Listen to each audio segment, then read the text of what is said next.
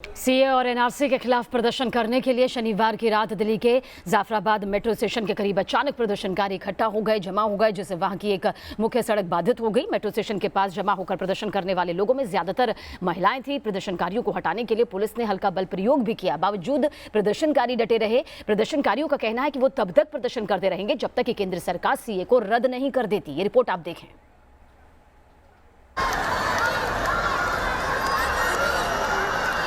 जुबां पर आजादी की मांग और हाथों में झंडे, बैनर और पोस्टर लिए ये वो प्रदर्शनकारी जो पिछले 1.5 महीने से सीएए के खिलाफ प्रदर्शन कर रहे हैं। लेकिन शनिवार देर रात धरने पर बैठी महिलाएं अचानक जाफराबाद की मुख्य सड़क पर उतर आए और नारेबाजी करते हुए एक तरफ से रास्ते को बंद कर दिया। जाफराबाद इलाके में अचानक से आज प्रदर्शनकारी जो प्रदर्शन कर रहे थे वो सड़कों पर उतर आए हैं। आप देख सकते हैं यहाँ पर जो है प्रदर्शनकारी महिलाओं ने चक्का जाम कर दिया है। महिलाओं के साथ पीछे अगर बात करें तो पुरुष भी हैं। तो ये जो महिला हैं सैकड़ों की तादाद में है। इन्होंने ये पूरा जाफराबाद का जो रोड है इसे जो है जाम कर दिया है। इन लोगों की जो मांग है वो यही है कि सीएए जो बिल है उसे वापस लिया जाए। इन महिलाओं का धरना प्रदर्शन शांतिपूर्वक पहले साइड में चल रहा था, लेकिन आज अचानक से ये प्रदर्शनकारी महिलाएं जो हैं सड़कों पर आ गई और इन्होंने पूरा चक्का जाम कर दिया है।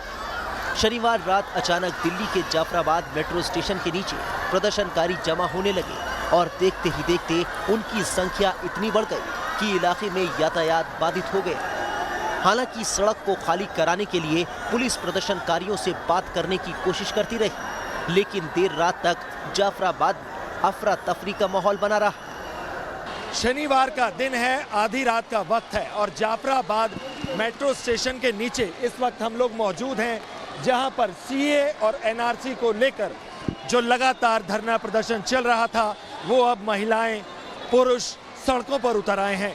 बाकायदा झंडे हाथों में हैं, नारेबाजी हो रही है। अगर पुलिस बल की बात करें तो वो भी बड़ी संख्या में यहाँ पर मौजूद हैं, लगातार लोगों को समझा भी रहे हैं और बात भी कर रहे हैं कि आप लोग अपने घर जाएं, लेकिन जो लोगों की भीड़ है वो लगातार बढ़ रही है। पुलिस ने प्रदर्शनकारियों को हटाने के लिए हल्का बल प्रयोग भी किया, जबकि प्रदर्शनकारी इस मांग पर डटे कि सरकार सीएए कानून को वापस ले। नहीं, पुलिस लाठी चार्ज नहीं किया, लेकिन जब तक इंसाफ नहीं मिलेगा, कैसे इंसाफ? एनआरसी जब तक वापस नहीं लेंगे, जब तक हम लोग यहाँ से हिलेंगे भी नहीं। सीए है, एनआरसी वापस दो। हम अपने हक की लड़ाई के लिए एनआरसी तो अभी आई भी नहीं है। हम अपने हक के लिए निकले हैं। आजादी किससे? लेकिन आजादी हमने सीए से आजादी, सीए से आजादी और ये लगा रखा है मोदी ने काले कानून से आजादी। यमुना पार के कई इलाकों में पिछले 1.5 महीने से सीएए के विरोध में धरना चल रहा है।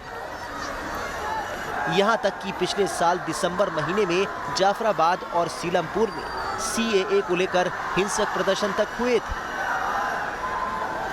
दिल्ली से वाजिद अली और सूरज अरोड़ा के साथ टीम न्यूज़ नेशन। और इस वक्त की तस्वीर भी आपके सामने मौजूद है दिल्ली के जाफराबाद से। आपको बता दें हमारे संवाददाता सूरज अरोड़ा अब हमारे साथ जुड़ गए हैं। सूरज, क्या कुछ इस वक्त हालात बने हुए हैं, क्योंकि जिस इंसाफ की लड़ाई की ये बात यहाँ पर कर रहे हैं उसे लेकर जामिया में भी प्रदर्शन हो रहे हैं, कई और हिस्सों में भी प्रदर्शन हो रहा है। जाफराबाद में किस तरह के हालात?